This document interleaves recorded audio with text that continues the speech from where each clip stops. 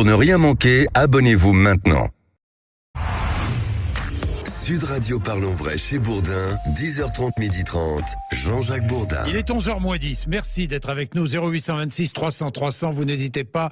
Vous appelez, vous intervenez, vous participez à nos débats et vous voulez même interroger nos invités. Il n'y a aucun problème. Bénédicte Taurine est avec nous, candidate LFI à la législative partielle de la première circonscription de l'Ariège.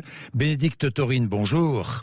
Bonjour. Merci d'être avec nous. Alors, on parle beaucoup de cette législative partielle parce qu'elle survient en pleine contestation de la réforme des retraites. Elle survient le dimanche qui a succédé à ce qui s'est passé dans les Deux-Sèvres. Bénédicte Taurine, résultat un peu décevant pour vous, 31,2% premier tour, vous arrivez en tête, une légère baisse par rapport à l'année dernière. Vous allez affronter une candidate socialiste qui, elle, a fait 26,42%. Vous êtes un peu déçu ou pas ? Non, déçu. En fait, la problématique d'une partielle, et on le savait, c'est l'abstention, en fait. Parce que même si on arrive en tête maintenant, l'abstention reste importante. Et c'est c'est ce qu'il faut qu'on arrive à modifier cette semaine avec cette campagne. Oui, Bénédicte Taurine, vous attendiez à affronter une candidate socialiste ? Alors, je vais peut-être un peu rectifier parce que la candidate, elle est suspendue du Parti Socialiste. La candidate du Parti Socialiste, en fait, c'est moi, puisque j'ai le soutien de attendez, c'est étrange. Attendez, je vous arrête, Bénédicte Taurine, parce que c'est un peu étrange au Parti Socialiste. Parce que, oui, peut-être, elle est peut-être suspendue par le Parti Socialiste, mais elle est soutenue par des socialistes, Bernard Cazeneuve, et même par le numéro 2 du parti, Nicolas Maillard-Rossignol. Donc c'est un peu compliqué au PS. Hein. Oui, mais en attendant, le logo du Parti Socialiste, c'est moi qui l'ai. Je pense que c'est une bonne chose. Et moi, je continue ma campagne au jour le jour, comme on l'a toujours fait précédemment. Voilà. Et aujourd'hui, Madame Froger a le soutien de Madame Tribou, donc La République En Marche. Donc pour moi, la candidate de gauche, c'est moi. Et les électeurs, ils choisiront après. Oui, ça, c'est ça. Remarquez, vous avez raison, ce sont les électeurs qui choisissent. Hein.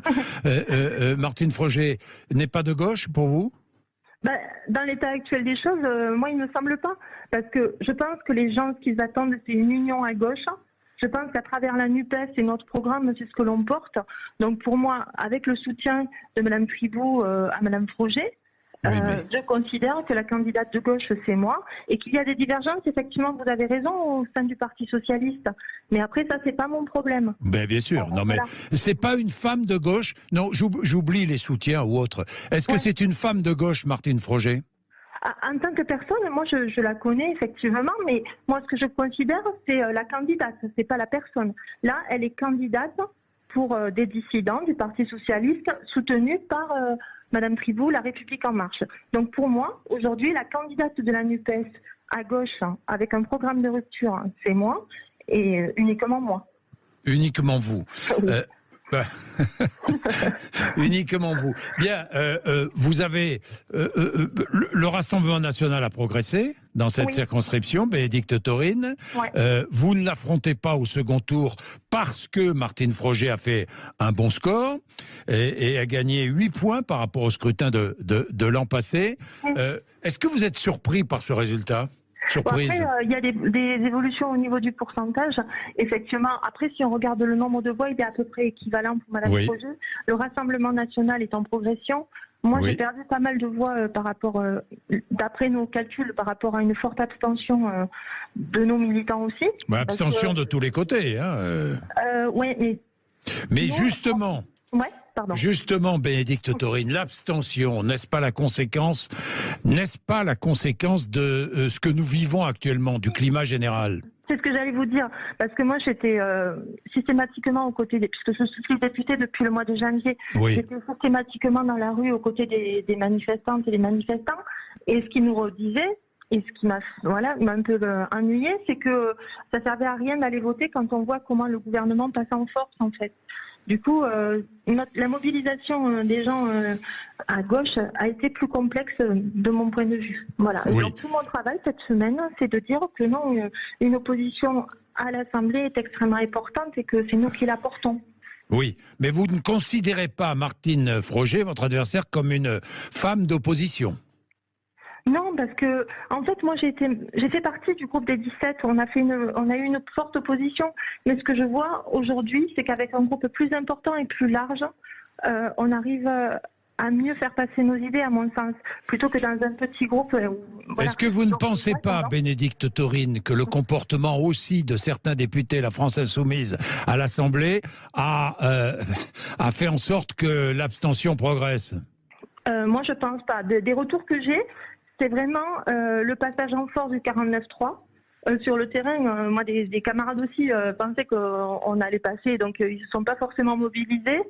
Et encore la semaine dernière, j'avais des gens qui me disaient qu'ils ne savaient pas qu'en fait, il y avait des élections. Donc sur une partielle, c'est compliqué aussi de mobiliser l'ensemble des électrices et des électeurs. Voilà. Merci dans tous les cas, Bénédicte Taurine. Merci, et demain je recevrai. Merci, bonne journée. Demain je recevrai Martine Froger, évidemment. Chacun a le droit à la parole sur un temps équivalent. C'est la logique, c'est l'équité. Il est 10h55. Allez, nous allons parler et revenir sur ce qui s'est passé, ces affrontements autour des retenues d'eau dans les Deux-Sèvres, avec plusieurs invités, un débat sur l'utilisation de l'eau et sur l'utilité de ces réserves en eau. Sont-elles indispensables, ces retenues d'eau, pour affronter la sécheresse? Sont-elles dangereuses? Est-ce qu'il faut ne pas les construire? Eh bien, nous aurons plusieurs invités pour en débattre.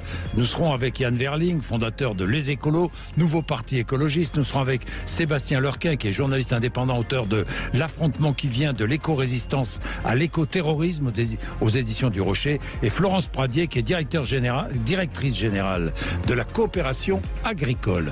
Et puis, tout à l'heure, à 12h05, je recevrai le philosophe Pierre-Henri Tavoileau. Réflexion très intéressante sur gouverner. Comment gouverner un peuple roi? C'est le titre de son dernier livre chez Odile Jacob. Il est de plus en plus difficile de gouverner la France. Réflexion tout à l'heure avec le philosophe Pierre-Henri Tavoileau. Vous êtes sur Sud Radio, à tout de suite, 10h56.